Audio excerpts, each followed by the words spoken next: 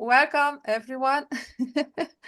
We couldn't stream live as we wanted for some reason, and we will keep this between us here. And I'm very excited about this because I see it as a workshop where, as a lifelong learner, I will also learn interesting things and upskill myself with the power of questions that I believe they are so powerful and strong.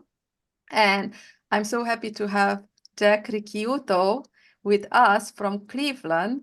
And Jack, we met with through our partners, Strategic Doing, where we were part of multiple workshops together. And Strategic Doing is part of our amazing list of partners for the Global Story Project, where we will transform important questions into action. And it is a frame that we can use for our project as well. And there we met Jack.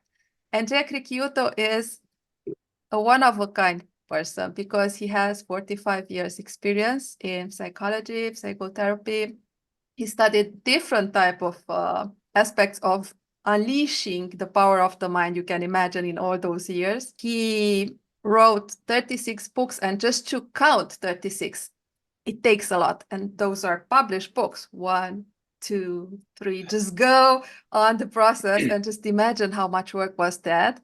And he is super modest as far as I can tell, because with his background, where he studied complex systems and not just psychology, but also design thinking and storytelling and leadership. And he has undergraduate, graduate, and postdoctoral programs at the most prestigious institutions in the world, like Harvard, Vanderbilt, Berkeley, Kent State, and John Carroll University. You can imagine how excited I am to upskill myself and with this curiosity of mine to help you upskill your level of question making, because in my mind, and I think that I'm right when I'm thinking of this, that if we question, if we know how to put the right type of questions, then we can master everything. I also prepared a couple of good quotes in this regard, just for you to know how I see this and why questions to me are so important. One comes from Voltaire: judge a man by his questions rather than his answers. This is just an amazing quote. And then we have an Albert Einstein one: the important thing is not to stop questioning. Curiosity has its own reasons for existing. And then a Chinese proverb: he who asks a question is a fool for a minute. He who does not remains a fool forever. And with this intro said, welcome, Jack. I'm super happy to have this three-way dialogue with you in a very intimate room. Thanks, Cristina. It's great to be here today. Delighted to be invited and spend time. And we talked about, when we were teeing this up recently, we're talking about it being a dialogue as much as possible. So between Cristina and I, and also with you who are here with us, asking questions, offering comments, offering your wisdom as well. So we have a lot of wisdom, even in a small room. So we wanted to take advantage of that. So. All right, we had a pre-live meeting last week, Jack, and we started to philosophate about the powerful questioning techniques and what are good questions and bad questions. And I love that we had some good new definitions, and I have them here noted from our meeting. You said that bad questions are old and not actionable, and that good questions are new and actionable. And then I said, oh, interesting. And I saw it a little bit differently, and I added a new nuance. In bad questions are destructive or paralyzing, and you added destabilizing. I love that. And then the good questions are constructive and empowering. So we have a couple of good definitions to start with, because from here we discussed, oh, let's just have a live. This live was prepared on the spot based on our discussion. And I wonder if you thought about this. What do you think we should do today here in our group in a way that we become a little bit closer to be masters of questioning, and putting those good questions in our lives. Well, let's build on the distinction that you just opened up with. So if we assess questions as having different potentials, right? Somebody raises a question and it has an impact. What I look at when I look at the potentiality or potential of questions is the immediate impact.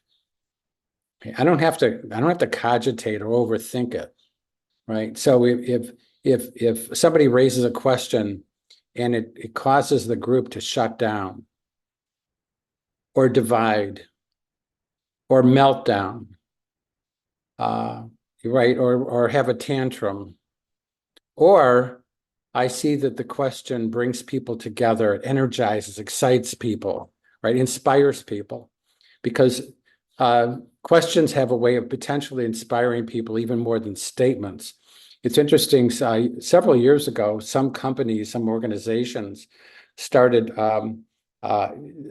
implementing mission questions and vision questions rather than statements.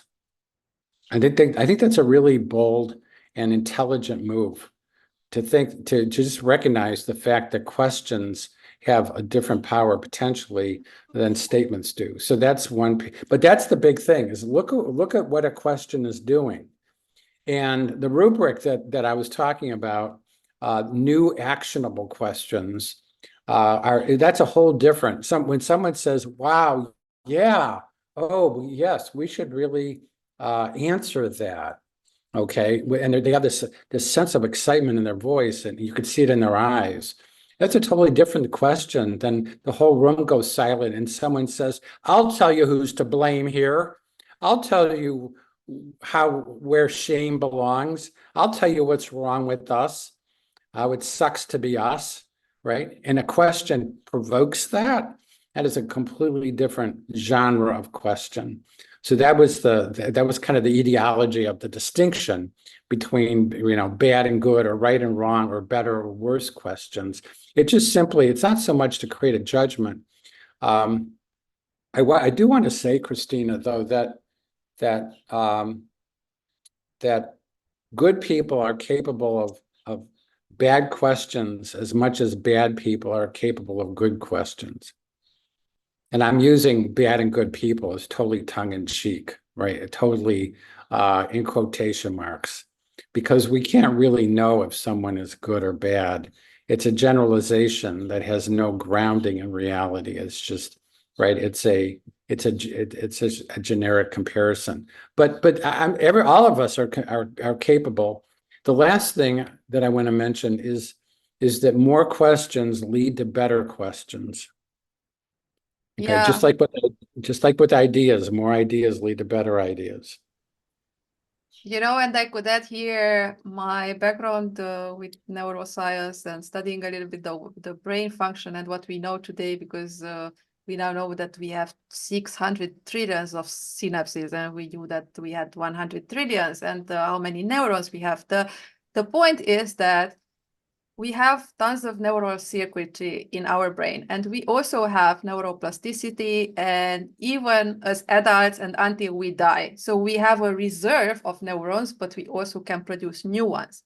So with that said, the power of questions and the way I see it from this stand of view is that you can enable and trigger new neuronal circuitry, and also to activate old ones that are just part of your past and didn't use it. Because through questions, we can rewire and also expand our understanding over the world. I had a theory in the past, I wrote a lot about this, that we are limited to our vocabulary because we start to create a word based on the number of words and the number of languages we are speaking. Because languages are different. We have verbs that are not existent in other languages. And also, if you study a little bit this, and I studied from starting to tribes to English language, German, and other languages, and I also speak 5 languages plus to a little bit. So having said that, I truly understood that with every language you're learning, with every new word that you start to include in your vocabulary, your reality expands, and it might create something completely new and change your trajectory to a new future by understanding new words, new languages. So this was for me fascinating, studying this part. So for me, questions are not only a tool for gaining information, but a profound catalyst for cognitive and also neuronal development.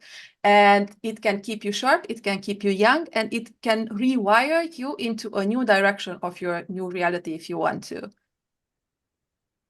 Yeah. Well, for me, that's not so much theory as observation, right? What you just described, I see it. I mean, for me, the theoretical part is actually what's going on in the neurology of the brain. But the fact that we have a different language opens up different pathways. So that raises a question for me, Cristina, which is, in your experience, does having more language distinctions, right? When we have more language, we have more language distinctions. Do you think that enables you to have more varieties of questions? Of course. So when you are speaking multiple language, and especially for me, English is not my first language, it's not even my second language. It's my third, fourth, let's say. So now I'm thinking in English mostly because of my work for over 15 years working remotely and in the North America market, let's say. But I still have translations, and sometimes the translations happen between multiple languages. And every time when you have a translation, you already open up an inquiry. That word in your mind, is this the right type of word? Is this what will evoke what you truly intended from your native or other language? So it makes you question things much more in depth, maybe. Yeah. And also, when you find that, oh, I don't know how to translate this, and it happens often, it happened at the beginning, especially when I just stumbled upon English language, because I learned English as an adult. Let's say I started in high school, but more in university and afterwards. So it was not just something I started in kindergarten. It was German then. So I realized that it makes you inquisitory, going to understand truly a pattern or a word that you can translate. And if you're a professional in another language, then things change because there are two languages. It is the personal language for conversation, to just getting around. And there is the business language if you want to be proficient and do something in that language. And these are, again, two new extra universes that you open up when you are learning new words and new languages. Yeah, I think that's beautiful. Yeah. That's I think that, yeah, when we encounter new words that we're not familiar with, it creates an ambiguity. And ambiguity is the mother of wonder. Right. Yeah, exactly. We don't know what, if I say I'm feeling a sense of mudita today, and you're unfamiliar with Sanskrit, and you say, what is mudita? I say, well, it's the opposite of Schadenfreude. And you're like, oh, okay, yes, I know the German, delighting in the demise of others. Okay. So mudita is delighting in the joy of others. It's the opposite of Schadenfreude. And so, oh, now I have this word. Now I wonder how that works, because does that mean I could be joyful anytime I want just by being in the presence of someone who's joyful? Right. So it opens up this whole new world of curiosity, wonder, and interest, discovery, learning, exploration. So I think that's what happens with the language when we have these new distinctions, because it takes us to a land we haven't even known, we didn't even know existed before. Oh, and I just got an idea because this was another extra study I did between just English. Because it depends on culture. It's not just the language, but it is the culture, because there are different parts of the world that are speaking English. You speak English in Africa, even in Nigeria, it's official language. You speak it in Australia, in New Zealand, you have UK. So there are Canada. There are different patterns as well. But let's take the two extreme from where it started, UK, and the American English. And if you see the parodies and the comical videos around the two type of English, you will see that they are using completely different vocabulary and words. And so UK has that kind of cynical humor, very dry, very tough type of humor. And they use complaining things a lot frequently. Some make jokes about this, that, oh, I wake up in the morning and I'm thinking about what's wrong today. Yeah, And it's right. also connected to the weather and other kind of aspects that we can take in consideration when we design our world surrounding and our reality, how biased it is based on where we are located, what type of language we are using. And then you Yeah. translate yourself into the US, the land of possibilities. We're talking from the beginnings of the US and what was shaped there. And you will see the word awesome, what I took it on because I'm speaking the US language more, and it's part of my vocabulary today. You can do it. You're awesome. You will prevail. You find something, audacious cause, and so on. This comes from unlimited possibilities and opening up to what you can do, to create, to envision, to strategize, to design. So both words are super important because one brings you the past, one brings you what you could learn and makes you cautious about not destroying the future if you learn from the past, and the other brings you the future, the possibilities, the no limitless type of thinking. And if you combine them together and you put the right questions, you might define a good future for us and for our children to think about and make it happen, right? Yeah. Yeah. I think, yeah, especially you're talking about language that has humor. And there's a lot of humor in the world, in different cultures that doesn't exist in the US culture. We're Yes. very serious people. Um, right? And we have a hard time with irony. And we actually get in conflict over irony, which is just so bizarre, as opposed to joking about it, right? And I think the humor is very much a cousin to curiosity. Having a sense of humor and having and developing a sense of curiosity, I think they're probably related in the brain. People with more neuroscience than I have, like you, probably know that. But that's a fascinating question.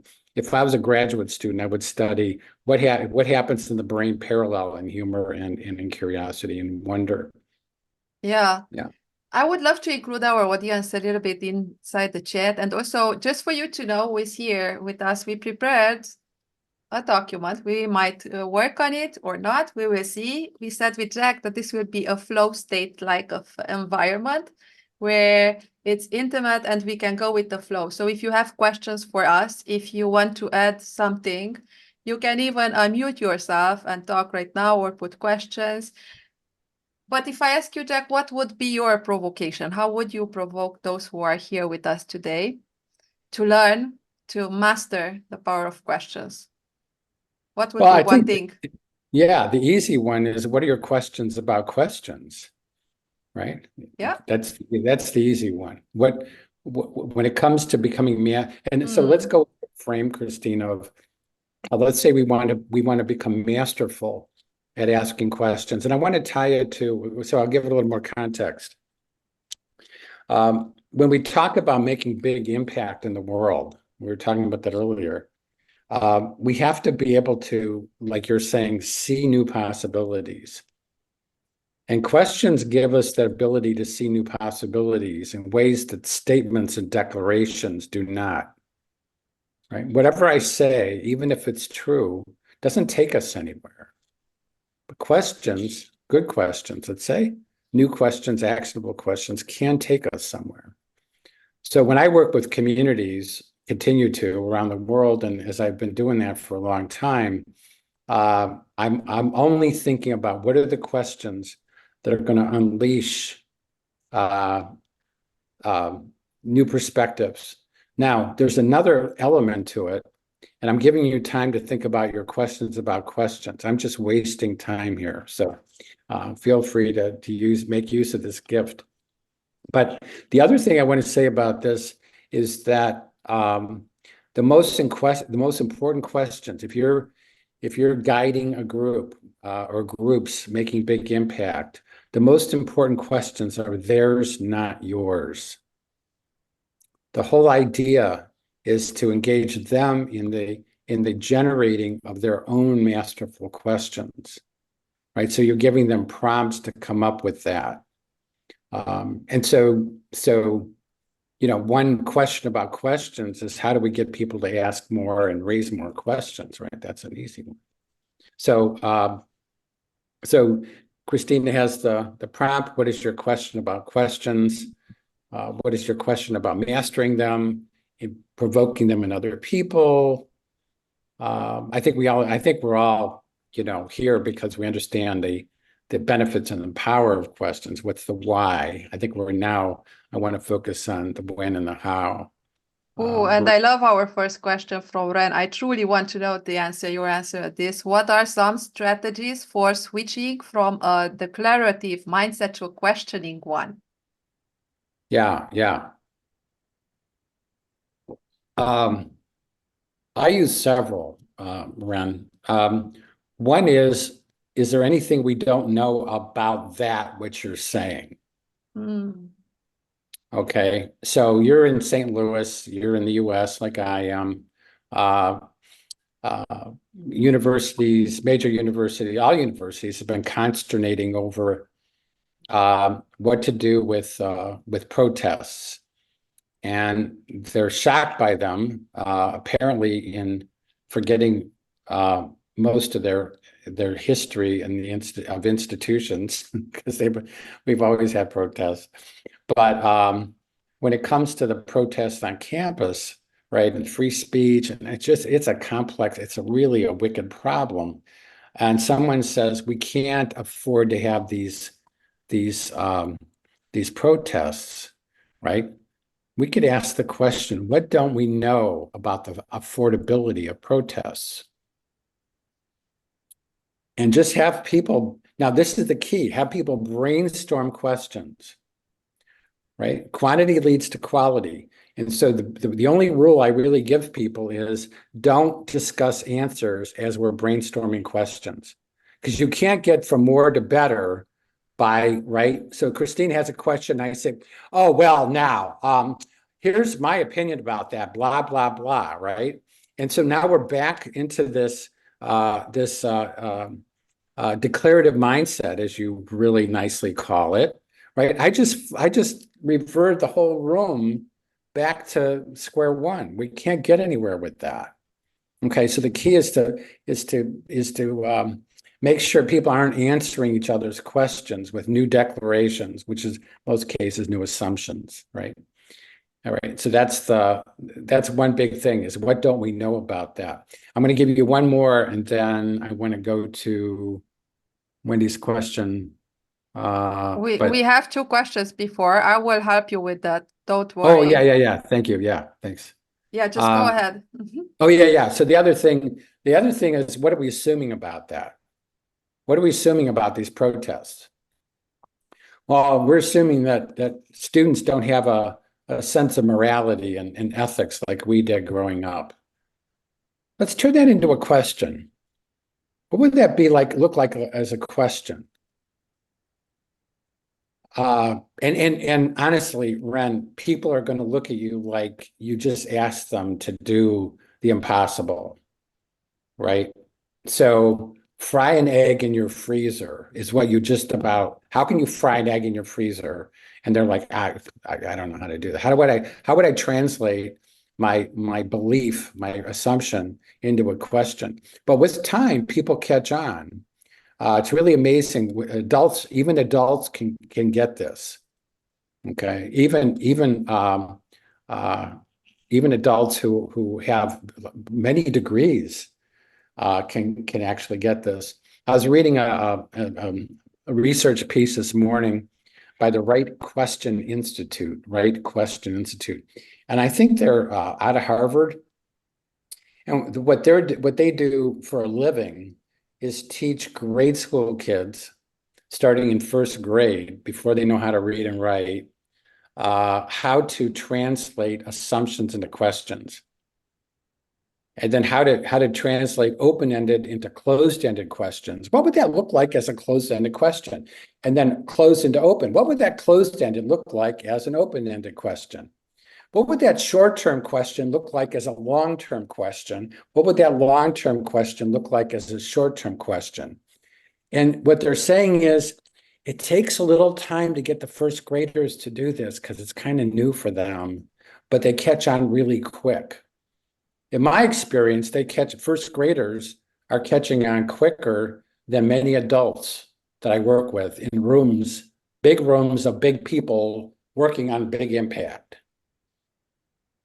Okay, but I'm just telling you, stick with it because they will learn it. Their inner 7-year-old is going to say, yeah, I've got a question. Okay, wonderful, excellent. Let's have more. Okay, let's get 10 more. When I do design thinking, I'll say students will be like, so relieved and self-congratulatory when they come up with their 10th question. And I say, oh my God, you guys are just incredible. Let's do 40 more. Oh my God, this man is an idiot. How did we end up with an idiot? I didn't pay for this. And then they do. They literally come up with 40 more questions. Okay, so that's kind of the short story. What's the next question we have, Cristina? I think we can link this a little bit. I will have a take on it with from Danielle, who says, "Are we asking questions that challenge the status quo and push us to think differently?" I think this is an individual also question. If we are putting those questions, what I've noticed and what you said before, I think intentionality is super, super crucial.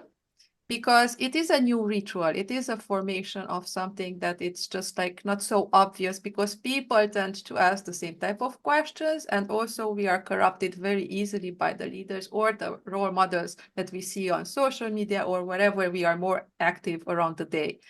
So, and I've noticed this while building Tech Leadership Lab that I have different pursuit, let's say, and we inside TLL, we have different directions. So I have my own pursuit, I have my own duties to do. Every person has different things to do.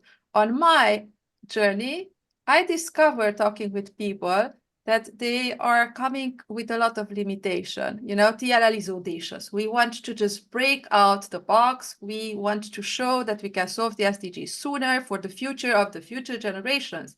And we need to do it. We need to unite and do this. So with this type of audacious perspective, I'm meeting people on a daily basis who just try to cut out my audacious dream about the good future. Oh, you cannot do that. You need to wait. How do you think that that will happen in a week or in a month? These things take time. You have different type of timing, fiscal years, New Year's. You have to just wait in line. And I say, who says that? Who says that? Because it's something that we decided to believe. Because the Global Story Project is about this. If you truly can unite around a common story you choose to believe, you change history. This is how history formed. And so you see, if you want this kind of challenging questions about the status quo, about the what you said before, what we need to do, it's a constant process. I'm working on it on a daily basis to just eliminate the limitation that I feel that comes my way and from people who achieve so much, who have the means, and you would expect more. And you get the limitative statement and questions that you cannot just do that. And I already proved I did things they said I can't do so many times. We as TLL proved those things. And we, all of us in this room, we had those moments in our life when people said we cannot do such things and we proved it wrong.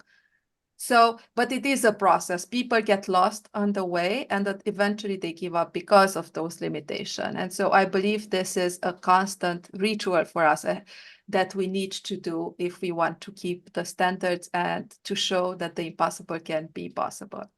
Yeah. And I now, love that. Oh, yeah, I just want to add on to that. Sure. With Danielle's question. I think there's two things. I think it's important that we work on questions that challenge the status quo, question the status quo, as well as understand the status quo. Right? I'll give you an example. Why do we feel like it's important that women make less money for the same job than men do? Why is it important we continue doing that? That's the status quo. Okay. Now, maybe in your country, that's not happening anymore. Maybe in Bogota, right? Pay is equal for men and women. That'd be a great thing. But not in my neighborhood, right? Nowhere. So, but I think this is important that we have questions that not only cause us to understand, challenge the status quo, but also understand it more deeply, because then that's going to uncover more assumptions. And for people who grew up, I know people who grew up hearing their fathers say, they're just not like us. And I'm directly quoting more than one father who raised more than one of my friends as we grew up. Maybe fathers don't say that anymore, but we have a lot of generations where that, and then we like, where did that come from? Right. Yeah. So I think there's a deep understanding of the status quo, right? That I think is really, why is it important that we continue to plan for poverty? Okay, it's a beautiful question. It's as important as questioning poverty questions. Chris has a hand Yes. of. Yes. And Chris, please unmute yourself and just ask the question directly. Hello, everyone. Some of what you've been commenting on is, the type of question that could be asked, as far as the open-ended, closed-ended, those kind of things. There's a few topics that came to my mind about having the opportunity to ask a question, and three situations that I took some notes on. Once I attended a little seminar in person years ago, and I was looking forward to hearing the speaker. And so when things were getting started, a few people started asking questions and she started to answer them. And I thought, well, okay, but let's get to the speaker, And I was getting a little annoyed. And then I figured, well, if they're going to ask their questions, I'm going to ask mine too. Okay. And the interesting thing about that is that, in effect, she was giving us what we most came for, to have our questions answered. Instead of her going in the expository way, she, was made it an environment receptive to the questions. In terms of there being keynote speakers, what I have noticed many a time is that the keynote speaker often does not take questions. Either there's the idea of a certain amount of prestige of being the keynote speaker, or to keep the program going on time, to get to the rest of the agenda. And so there's an opportunity that is missed often to ask a keynote speaker to clarify or explain about their topic. And the most interesting situation is that, in terms of the way education is designed, especially in the lower grades, the curriculum is already decided for the students. They're expected to be passive and take in the curriculum when they come. And wouldn't it be great if the first idea when students came to school in the morning was to answer their questions? Yeah, well, that's a radically different compared to traditional education, but it's totally possible. We can make education question based, because it's been done for decades and maybe centuries. And the thing about the keynote speaker, I've been a keynote speaker my whole life, and people, when I walk into a room, people say, "Oh, are you the speaker?" And I say, "No, I'm the listener." I'll be saying things that are going to help me listen better. But that's the only reason why I'm speaking. Because if I'm the most important person in the room, you have a problem. I don't have a problem. You have a problem. So I think that's another. But there's that's I love your connection between the speaker scenario and the education thing. Is because we unquestionably think that learning is about gaining knowledge, right? As opposed to the cultivation of new and better questions. Okay. And so if we have new and better questions, we're automatically going to get knowledge. We have to talk about it. It's going to happen, right? It's like if we're in the kitchen, we're going to eat. I mean, it just kind of, I don't care what, even if you just have a bag of chips, okay? Some eating will occur, right? As soon as we have questions, we're going to get knowledge. And so we have to get away from the idea that knowledge is so important. And this is the last thing I want to say about that. Then I want to go to Tim's question. The last thing I want to say about that is that knowledge doesn't take us anywhere new. That's how important knowledge is. It doesn't take us anywhere new. It literally does not, right? What does take us somewhere new is a new question. Real quick answer to, or my response to Tim's Tim, how do we feel safe to ask questions? What I want you to think about is it possible? I have to frame this as a question.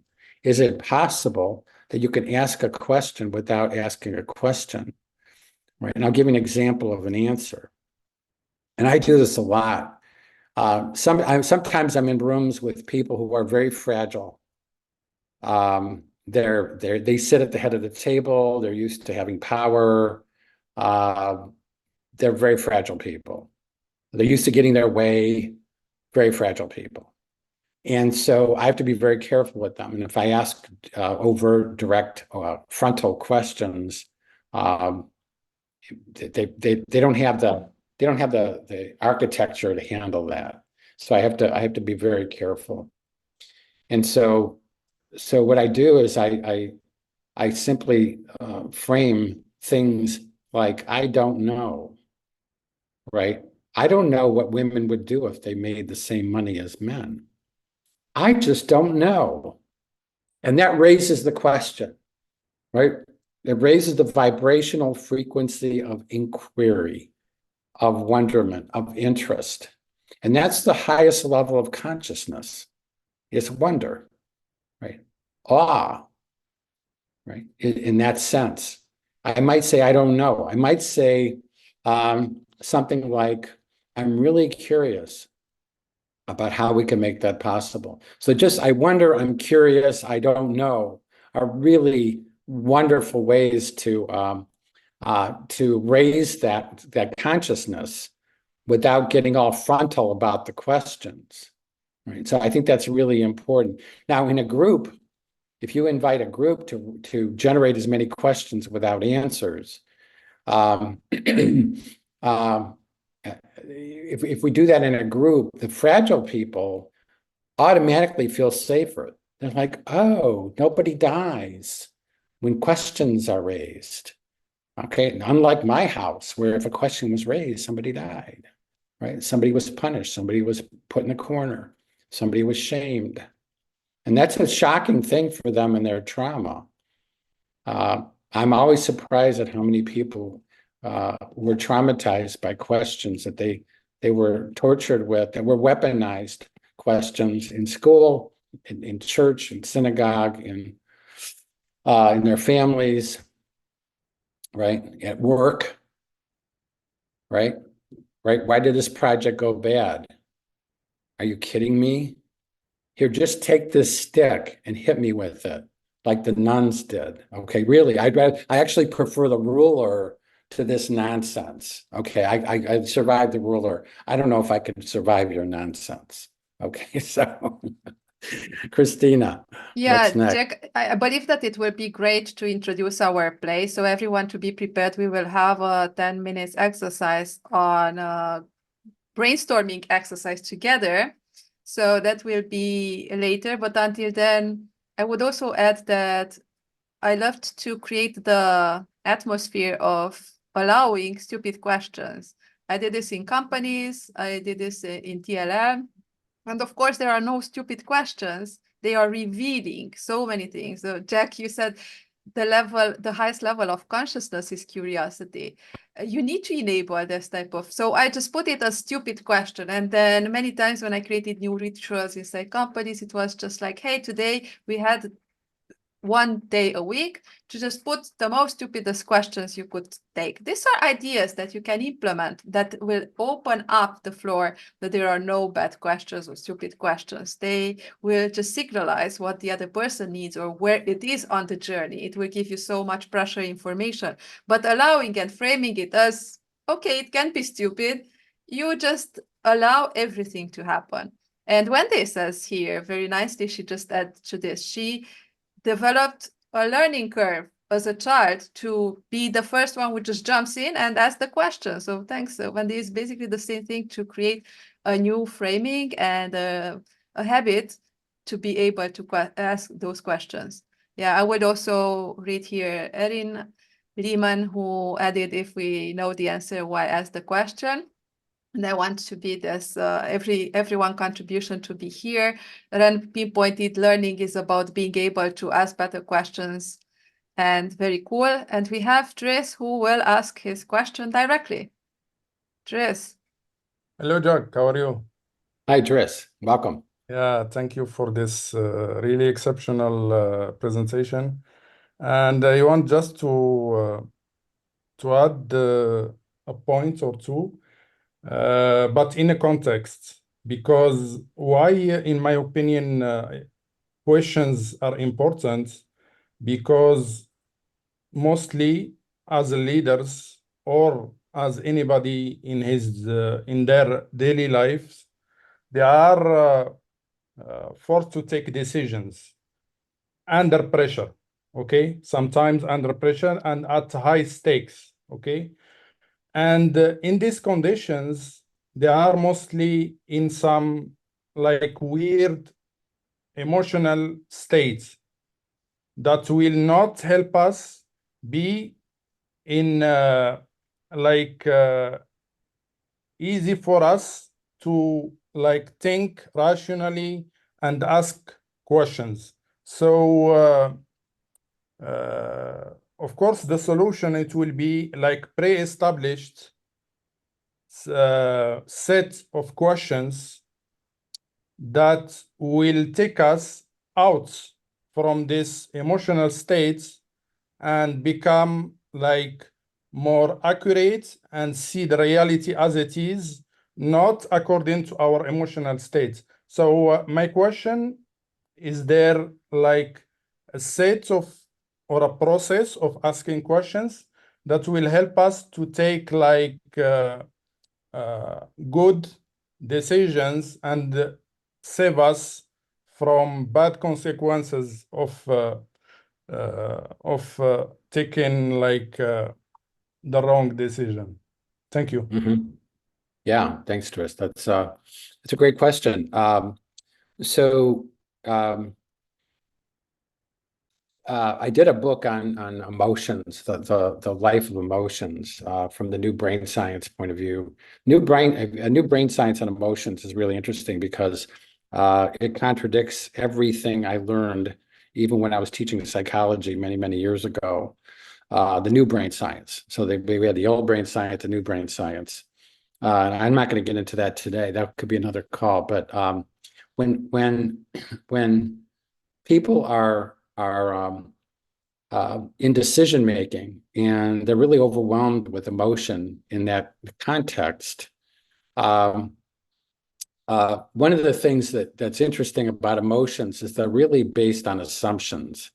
In fact, many are assumptions, right? If I say I love everything Christina's doing, which is an emotion, I'm making at least 16 assumptions there about what she's doing and who I am and the relationship between the two and the possible consequences and so on and so on. So if we look at emotions, I think your question is just really marvelous. If we look at emotions as assumptions, and we help people learn how to actually translate assumptions into questions. What would that sound like as a question? Okay, I might say, what is she doing that's wonderful that I don't even know about yet? Oh, I have another question. Well, I'm going to have many, but another question is, who knows about her wonderfulness that I don't even know about? Who are these people? How could I find out? I'm already up to 5 questions, right? Just based on this assumption. So this is a new discipline, a new mastery that we have to learn ourselves, practice, and then help other people do that. Every time I see a transformation, I still do a lot of leadership coaching. When I see transformation of leaders, it's all because they're learning a new vocabulary. They're learning a new language, because all leadership is language.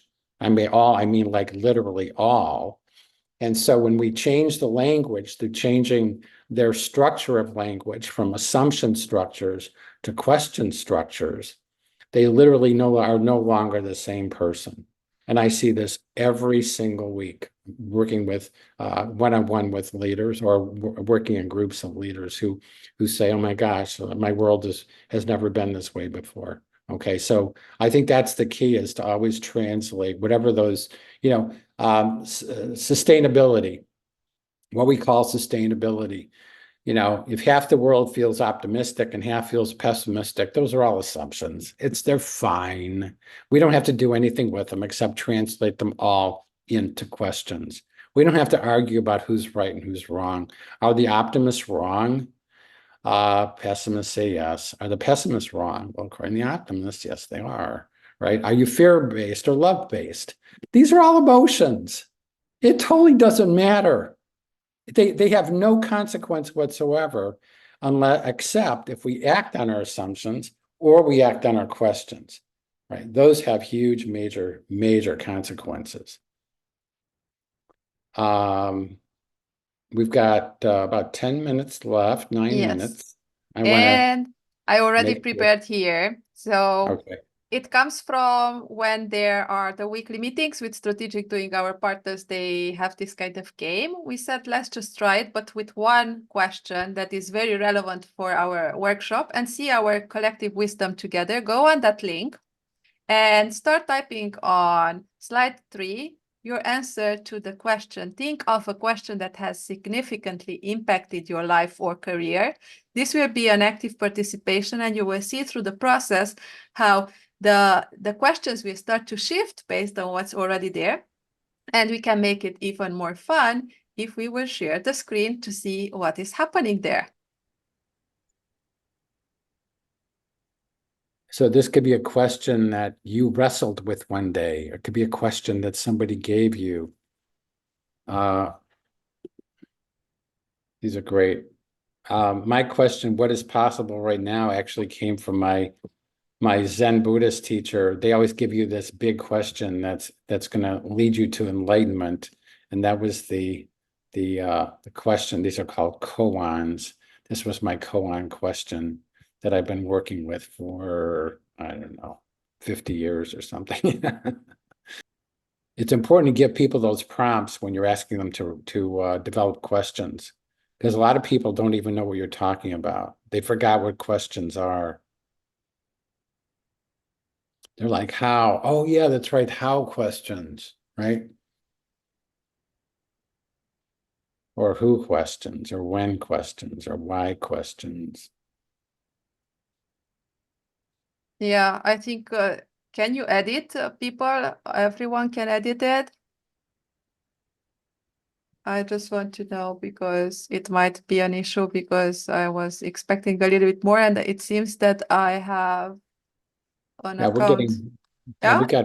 we've got a handful so far. Okay, good. Yeah. And this is a new question for most people. I want to talk about what's going on at this moment with us.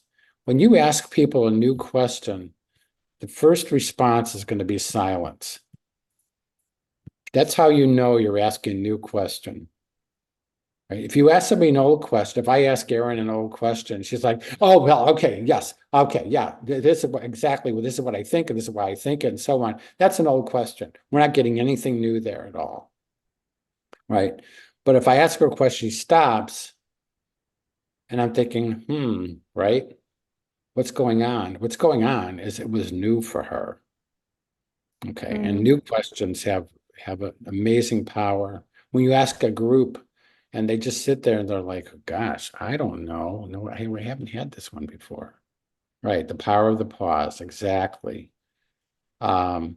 Exactly. Wendy's question about how do we know if everyone understands the question being asked? Well, you're not kidding. Some people ask the most tortured questions, and you're right, and they might go on for 4 or 5 minutes, and they ask it, and then you're like, oh, well, okay. And so, one way to deal with that is just to say to them, what is it that's unclear for you? What is it that's unpredictable for you? Right? So getting at unpredictability or the ambiguity. Well, you know what's unclear is this, and this. Now I understand your question. Okay. And we have to be really very kind when we ask people questions and when we ask them to generate questions, because this is new for most people, right? Harvard's teaching this to 7-year-olds and 10-year-olds who are mastering it within hours. Most people you're dealing with on a daily basis, they never went to those schools. So this is all brand new for them. And these are wonderful. Yeah. And the document will stay open, so you can add your wisdom, your questions, and then to think about it, because that is another process of being a master in questioning, to think about it. Yeah. Well, How that can was we? quite an hour. That was quite an hour, Cristina. It was, and it just flew away. Let's see in the chat if we have something to address.